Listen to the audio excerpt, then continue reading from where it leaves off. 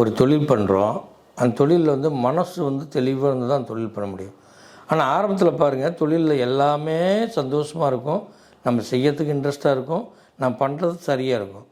ஆனால் ஒரு குறிப்பிட்ட காலத்துக்கு மேலே வந்து அந்த பணம் போகும்போது நஷ்டீடாகும்போது நமக்கு தெரியும். ஏன் அந்த நஷ்டீடு ஆகுதுன்னு கேட்டிங்கன்னா, எங்கேயாவது ஒரு துக்கமான விஷயத்தை நீங்கள் அடைஞ்சிருப்பீங்க. அதனால தான் அந்த நஷ்டீடு வரதுக்கு உண்டான காரணம்னு சொல்ல முடியும். அப்போ இந்த நஷ்டீடு வரத்துக்கு உண்டான மிகப்பெரிய விஷயமே மனம்தான் சம்பந்தம்.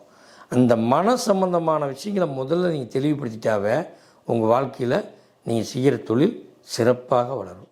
அப்போ வளரணுன்னா நீங்கள் செய்ய வேண்டியது எல்லாமே மனதை தெளிவாக்குவது.